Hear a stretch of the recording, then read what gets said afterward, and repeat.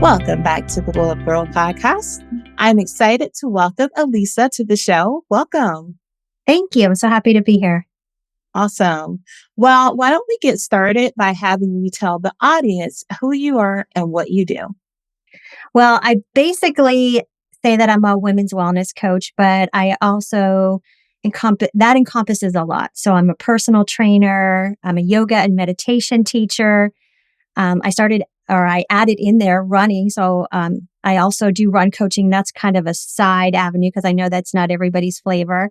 But really what it all boils down to is being a holistic health coach, which means that I look at you as a whole person and help you create health as a whole person instead of looking at one symptom or trying to put a Band-Aid on one little cut that you might have. So my passion really lies in helping women navigate the challenges of getting older and the complexities of hormonal fluctuations naturally. So that's one of my big things is doing it naturally so that they can feel their absolute best at every stage of life. Mm-hmm. Oh, yes. I love that. And I think that the audience and my community will really appreciate you and what you do, because I love that you said, looking at it as, wellness and holistically, because, it is important to I think as we get older, there may be a thing here and a thing there. And trust me, I always used to listen to people who are older than me who would say well, when you hit this age, then this thing starts to happen. And then when you hit this age, this thing. And I always said when I was in my 20s, I was that person. I was like, oh my God, you're just saying this because you're old and I'm not. But now as someone in their 40s, I greatly understand and appreciate not even though, they may have thought you weren't listening, but then now the things that my mom was telling me, I'm like, oh, yes, that makes sense. And I think it's so great to have someone like you who can help to coach women, just help navigate through that process. So let me ask you, why are you so passionate? And why did you decide to do this type of work? Well, I started out, so I mentioned being a personal trainer. I started that out in my mid-20s. So at that stage of my life, it was all about fitness and really just looking at how I looked, how other people looked, helping them achieve, the look that they wanted. And it was really more about the look than the feel. And through my evolution and my growth and, getting older myself, because let's face it, we're all doing it. I started to see the importance of that holistic balance. And one of the big important things that really came to be evident to me was that the things that I did in my 20s and 30s, and probably the things you did in your 20s and 30s, they're not going to get us the same results in our 40s, 50s, or beyond. And so it takes a new mindset to, be healthy in that older body, and to also realize that, even though we've been told some of those things that you mentioned you were told, or some of the things that I've been told, to expect as we, go through perimenopause or just get older in our 40s, 50s, and beyond, that they could happen, their potentials, and, there are things that we can do on either side of it. So we can either make those things better, or we could sometimes actually make those things worse or more evident. So just my own journey of my body helped me see and really shift that perspective from it's not just how you look, it's really how you feel. How comfortable are you in your body? How active are you able to be? And are you able to do the things that you really want to do, no matter what those things are? I think that's a great piece of advice and a great way to look at it, because it is it's a mindset shift. Because like you said, some of the stuff in your 20s and your 20s to your 30s, I mean, your body's just always changing and it's evolving into something different. And I think one of the things that's important, and I think for me, just over the last maybe 4 years, just recognizing oh, wow, my body is different. It's not the same body that it was 5-6 years ago. And I have to be, you have to sort of meet yourself where you are. And I think you have to give yourself a lot of grace, because you'll start to say oh man, so when I was younger, as a child, I don't know however old you are in the sixth grade, but I had arthritis. And it was like to the point to where like I couldn't even walk. So I missed the first day of school in sixth grade. It all still traumatized by that. So, but it's just thinking about like, even as I've aged, like how to care for, to care for that need that bothers me. Or, like what can I do because I'm thinking as you start to get older, you're like, no, I want to be healthy. I want to live a long time. I want to be able to do, like you said, being able to do the things that you like to do, being able to be active and all those things. Like it's important. But I do want to ask you this question because we have people all ages listening and watching this podcast. Are there things that we can do when we're younger that begin to help, set us up for each phase of our life as we, say if we're 20s and then we're heading to 30s? Are there things that we can do to just prepare ourselves? Well, absolutely. And I think one of the biggest things is really starting to listen to our bodies, because when we're in our 20s, we might have a tendency to ignore those messages because, we can stay up all night and then get up and go to work and do the things. And I've known people who say, well, I could roll out of bed and do a half marathon in their 20s. But I'm so glad you said about having the grace for ourselves, because it's allowing ourselves to be where we are, meeting ourselves where we are. And when we're in our 20s and 30s, sometimes we don't do that. We think we can power through. We think we can eat whatever we want to do. We can just do all the things. And maybe when we're in our 20s, our metabolisms are not maybe, they are higher than they are in our 40s and 50s. So it's starting in those phases of really being kinder to ourselves and not pushing ourselves, because sometimes we get to the point where we've pushed ourselves so much or we've eaten all the junk. And even though we could have gotten away with it when we were younger, at least metabolically, so maybe it didn't show up as weight on our bodies, or we didn't have the effects and we could get up and do the things the next day without the sleep. We really set ourselves into a pattern that over time, it just adds up and makes it harder as we get older and have those other things coming up to do the same things. And then all of a sudden we're like, why can't I stay out all night and get up at 5 and go to work and do my workout and everything else? And it's just that it's all added up. Yes. Yes, people go to bed. As a person that never went to bed and still slightly doesn't go to bed now. But I do understand, but I see my own faults and I see the value, because I see the value in rest. But what I always try to do is find rest in other, like ways. Cause my husband always say, he goes, you still get up like early on the weekends. And he's like, you never rest. I'm like, but like I go downstairs and and there is a form of rest for me. It may not be sleeping, but it's like resting my mind. It's like meditating, and just being able to be still. I was like, I don't have to be asleep to do that. But it's just, I've found other ways, but I do definitely agree with you because, you just like reminded me of like in my 20s, how I just stay up all night. I stay up literally all night and then go take a shower and go to work. Yes. I remember those days too. Oh my gosh, so crazy. So crazy. So Well, sorry. So it's a flashback. So what do you think is one of the biggest roadblocks that we as women face when we're trying to make our health a priority?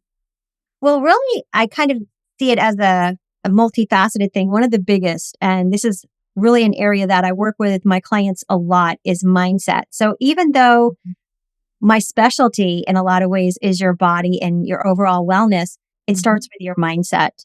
And it kind of goes to, it makes me think of what you just said with, when you were in your 20s or even now, thinking like, I'm the kind of person who stays up late at night, or I'm a night owl.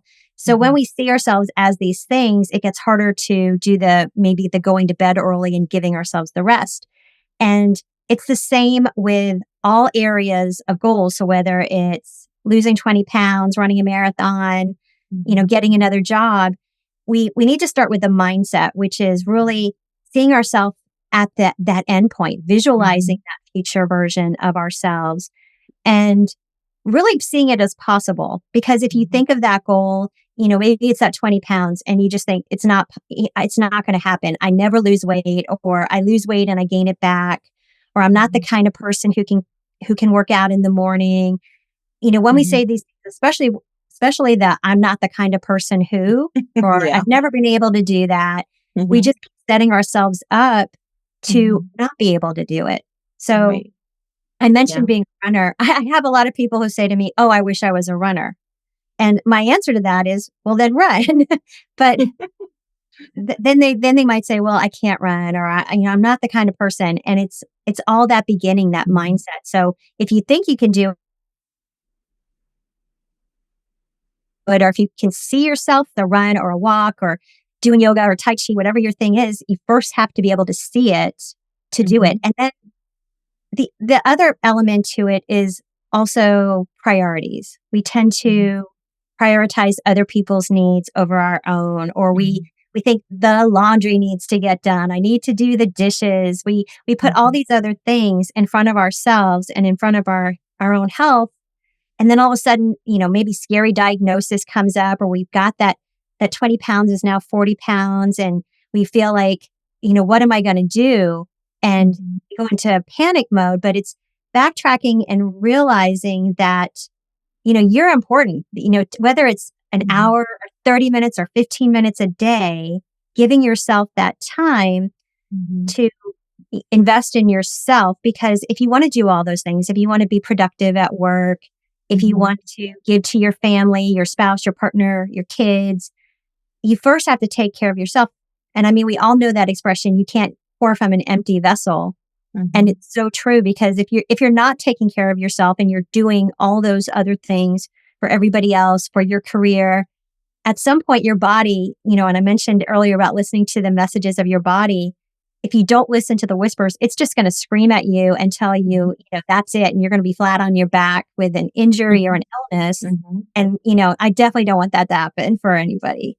Yeah, exactly. And I think the point that you made as far as just saying like the mindset part of it is just so key. And when you said when people are like, I'm not that's literally what people always lead with. Like, it's like, oh, I can't work out in the morning, or I'm not a morning person, so therefore I can't do that. And you're right. Like, I think it's finding, like, seeing yourself doing it for one, because that's what, like, I work out in the morning, but my husband would always say, like, I mean, he doesn't have to get up early. He doesn't get up as early as me. So like, I understand, like, okay, but like, what time would be a good time for you to work out? So, for him, it's like when he comes back in the afternoon. So then like, he'll work out, but he used to always say like, I can't get up, early in the morning. I was like, well, you could if you wanted to. I said, like, I hear you, but like, if you wanted to, you just set your mind to do it. And I was like, you only have to do it for about, like, if you do it for like 4 weeks, then it'll just be a routine for you, and you'll get up and you'll do it. And I said, and then it's also just finding something that you enjoy doing. Like, you got to find a workout that you're going to like, because if you're doing something that you absolutely hate, then you're not going to stick with it. But if you can find things that you like to do, then it makes the working out easier. So I agree with you. Like, I know a lot of people will use that, like, oh, I just don't have time. It's like, well, did you take a break today? Did you go on a lunch break? And then when it's like, oh, well, yeah, then what'd you do? Well, I mean, I just sat and I just ate my lunch. Well, that's like 20, 30 minutes where you could do like a physical activity. I mean, and also just like people like remember, like, I think for me, this is where it's work. You have to start slow. Now, I'm the type of person that like, I often do go in like, like, if I make my mind up and I'm going to do something, then I'm going. But I've seen like with my husband, because like I'm always working out. And then I was like, well, we're at the age now where we need to change our diet. Like, the foods have to match the workout, because it's not going to do us any good to like be working out, but then we're over here eating bad. And so we made that decision. I was like, okay, fine. He's like, so wait, so when are we going to start? I was like, we start tomorrow. We get groceries tomorrow. We throw out the other stuff. And he's like, oh, you're just like, okay. I was like, yeah, like when I tell myself I'm going to do something, like I just have to do it.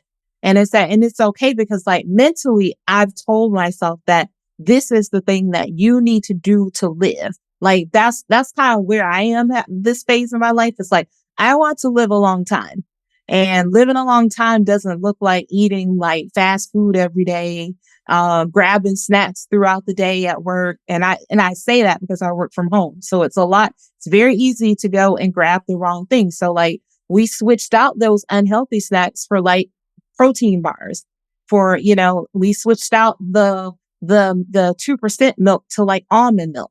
So just finding the things, that can be, better for us, and like drinking, like for him, cutting out the sodas and drinking water, like drinking water and the right amount of water. Like, I'm like, no, you gotta drink like a gallon, like whatever. You gotta look up what's right for your body. And, and you need to be drinking that amount of water. Oh, I love everything you just said because there were so many gems there. I just wanted to, comment on that as a health coach, because one of the biggest things I work on with my clients is the small steps. But I also liked what you said about, you really touched on the mindset part of it, because when you decide that you want something for yourself, it becomes non-negotiable. It's not a maybe I'll do this tomorrow. And so then when you're presented with a situation, you've already made the decision. So I love that, because that's a huge part of the mindset. Because I say one of the most dangerous words when it comes to being healthy is try. Like, I'm going to try that. I'm going to try and work out tomorrow. Because if you go to bed tonight and tell your husband you're going to try to work out in the morning and the alarm goes off, you're not going to work out. Exactly. You've given yourself the out because you said you were going to try. You didn't say you were going to do it. Exactly. I know. I'm right there with you, Alissa, because I mean, like I get up at 5:40 and I've got 20 minutes of like reading, prayer, meditation. And then at 6, I've got to be in the workout room, and I have to be in there and all, doing my workout. And it's just like a part of my routine. It's a part of my life now. It's not like I'm going to try, because he said, I just really respect that you get up and do that every day. And I'm like, well, I'm not doing it. I do like it now. But when I first started, I wasn't doing it because like, I just wanted to work out. I said, no, it's important. It's important for me. Like, I want to be stronger. I said, as you get older, your bones get weaker. Things are going to start changing, but I am just trying to meet those things and say, hey, let's be friends. Yes. Let's be friends. Yes. So I just think for people, anybody who's watching or listening, I think like it, like you said earlier, like you sort of have to really understand, like, who you are and how to meet the moment where you are. And so if you're a person that you need to like take small steps to ease into it, then that's what you need to do, but at least start. That is the key. Yes. Yeah. Like, don't say try, start. And if you fall and if you stop, just keep getting back up and doing it again, because it is hard in the beginning, and especially too, I think a lot of times, because the first thing I think of is like people, when you want to lose weight, because I think people are like, well, I did it for like 2 weeks and I didn't see anything. It's like, it's happening. Like, if you're doing the right things together, like it is happening. But just think about that. You're going to be feeling better. Like, exactly. Yeah. I mean, I can tell you, like, even after we've been probably like in our like change of diet for 3 weeks now. And, even within like the first week of like taking things out of our diet that weren't good for us, I felt better. I mean, like things like when you have inflammation for no reason, it's because you're eating bad. No, you are so right. You got it. Like those things, they happen because you're eating, like you're doing something that your body like is rejecting. And so it's like, as opposed to, I'm not all the way reformed. I'm a work in progress, everybody. So I'm not telling you like, oh, I'm not going to fall. Like I can't follow, but I'm just saying like my mind is just different, because it's like the excuses that I would make for my eating habits when I was, well, I mean, I'm still working out. And that is the worst excuse of them all, is like, I'm still working out. I'm still working out was not stopping the weight, because you can work out, but like I mean, it's not doing anything. Yeah, you can't outwork a bad diet. That's right, Alissa. one, one thing we always want to do here is give you the real. Yeah. It might not be pretty, but I would talk. Yes. So, okay. So talk about your experience. So you said you were a runner. Have you always been a runner? Actually, I haven't. So when you said about the sixth grade you, I had a flash of me in elementary school. I was the little girl who, when it was kickball day in gym, I was like trying to hide because I did not want to play kickball. So I never really saw myself as an athlete. But as I Mhm. so in my teens, I started working out and doing aerobics, teaching my friends. Mhm. And I loved working out, but I still did not see myself as a runner. And I don't know if you've ever seen the Ironman triathlon on Mhm. TV. So Yes. I was watching those and I got really inspired and I wanted to do a triathlon. So at the age of 40, I decided I wanted to start running. And I tell you, I decided because that was a conscious decision. I decided that I wanted to do that. Like all those people who tell me I wish I was a runner. But I started living as if, and I made, running passwords and I bought running mugs and did different things that, put me in the feel of being a runner. And I started doing some sprint triathlons, which are usually about a half-mile swim and then a 12 to 15-mile bike ride and a 5K run. And you're doing it all as fast as you can. So even though it's shorter than Mhm. the Ironman, it's still pretty intense. Right. And from doing that, a lot of people would ask me what was my best sport. And I really didn't know, but I liked the idea of running. So I started running half marathons. And even at that part, I still didn't really see myself as a runner, or I couldn't see myself as ever running a marathon. Mhm. And I ran a few in a month. So I had a crazy month where I ran like 3 half marathons.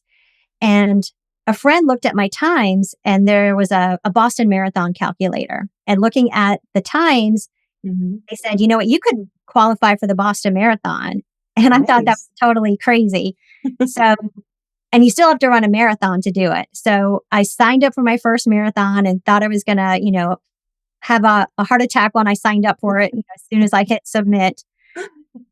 But then, the part came to train and I did my first marathon and I was actually close, but I didn't qualify. So then I ran my second marathon and I did. And I think a lot of the reason why I did goes back to what we've been talking about with mindset, because once that idea got planted in my head that I could Mhm. qualify, I started seeing myself at the Boston Marathon. Mhm. And I got to tell you, the first time I was there, the feeling of being around all these elite runners was so surreal because I thought, little old me, what am I doing here around all these amazing runners? But I attribute it all to, just first being able to see it. And when I work with running clients, I had one client who she was very shocked when I told her that the only difference between me and her and, me running the Boston Marathon was that I could see it and that Mhm. she, couldn't see what her goal was and that she had to start with that vision first. Mhm. And, you mentioned your morning routine of sitting and meditating, like maybe sitting there and seeing like, what do I want? And making that, as real as possible so you can feel it and make it happen. Mhm. I love that because I think that I really just think that's the key. And I think a bigger part of a lot of the issues that we face is that we're fearful that maybe sometimes I think we're fearful of what if it works? Yeah. What if it happens? What if I meditate and manifest this and it actually happens? Like, what am I going to do with it? And I think like it's important to sort of think about all those things. Like, it's okay to say like, oh, what if I fail? Like, what if I fail? I mean, I'd rather do it and fail and then like learn and start again than to do nothing. And I think for you, especially with running, because I know I'm somebody who has said that a lot of times, oh man, I wish I could run, but I always feel like my knee holds me back. I'm like, oh man, my knee's going to feel like a block. And it's not, but I think even for myself, I shouldn't say that, right? Because anything's possible. I can Yeah. manifest this knee holding up so that I'm able to run. And so I think that's really important. So Alisa, what would you say to the community? Somebody who may be out there and they may be hearing us today, right? And they're just thinking to themselves, like, yeah, like I hear what y'all are saying and it's nice. And I really want to take the first step. Or maybe, I have like my mind, like I am trying to get myself into the mindset. Are there any tools or like meditations or things that you recommend for people to just maybe just help them out, like because your mind can say, 1 hour, like, yes, we're there, we're doing this. And then, the hour later, like your, mean person inside might say, you can't run no marathon, girl. Well, I think there are a few things, and it goes back to starting where you are, exactly where you are. And so it's like, say if somebody's listening and they want to run the marathon, or maybe they don't. I mean, it like my goal does not have to be your goal, first of Yes. all, but it's starting where you are. And it might be going out and walking around the block. It might be, you know, just getting up and putting on your workout clothes. So maybe if you're not working out regularly at all, set your alarm, get up, put on your workout clothes, maybe take a step outside the door. If you choose to come back in, that's fine. Guess what? You're creating the habit of getting up and putting on your workout clothes. And then, next times maybe you go out and do a 2-minute walk, or you do 10 jumping jacks. It's starting with that little, creating the habit first, and then you can build on it. And like I said, really figuring out what your goal is. Because just like I said, running's my thing. But I also do a lot of other things. I do yoga and strength training and going for walks. And all those things are an important part of being healthy. And it goes back to exactly what you said. What do you like? Do you want to do like salsa dancing? Do you want to, do some Zumba? Do you want to get your hula hoop out? What lights your fire? What makes you feel good? And then realizing that starting small, starting with as simple as that, putting on the workout clothes or 5 minutes. You can do anything for 5 minutes. So, do that thing for 5 minutes, and you might just notice after the 5 minutes that, hey, I'm feeling pretty good, and another good song came on. So I'm going to keep dancing. And that doesn't mean you have to go for the full hour. Just start and then gradually build up, because the key is making that habit, making it a part of your life, making it a non-negotiable. But also, here's my little caveat with that, really changing it up and switching it up every day. So even as a runner, as I mentioned, I don't run every single day. Some days I'll do yoga. Some days I'll do strength, because you need all those other elements in your life. And if you're just doing one thing, the same thing every single day, your body gets really, really good at it. Your body is so key on being efficient that if you do that same walk or that same run every day, you're going to start seeing lesser benefits from it. You're not going to burn as many calories, or you may not see the increases that you did originally. So if you're doing a strength training workout. So it's so important to kind of trick your body, but it also keeps it fresh for your mind as well. Exactly. I love that. Well, I love that advice there. And so, community, if you're listening or watching and you're saying, give me more, Alisa, I want to say that she has been gracious enough to open up to our community some spots on her calendar in hopes that, she can connect to some of you. So, Alisa, can you tell the audience like what that session might look like and how they can connect to you? Well, it is a one-on-one session, and we sit down and we look at, really what's your goal? What maybe is holding you back? What things are standing in your way? Those things that maybe you don't even realize are there. They're just part of what you've been dealing with and part of your reality. And I help you get clarity on that one next step. So it's not about, the 5 things that you can do. It's the one next thing, the one small thing that's going to move the needle so you can start to feel better in your body. It helps put you on a path of empowerment and also vitality. And it's amazing because sometimes in that conversation, it's a 30-minute conversation, you can have such a shift in mindset. And again, there's that word again. So that must be the buzzword for the day. You have that shift in mindset. So you can start to make that tiny change, get on the path, and feel more confident and motivated about, what's going to happen for you later in the day and the next day. So you have a plan of action. Mm-hmm. Awesome. Love that.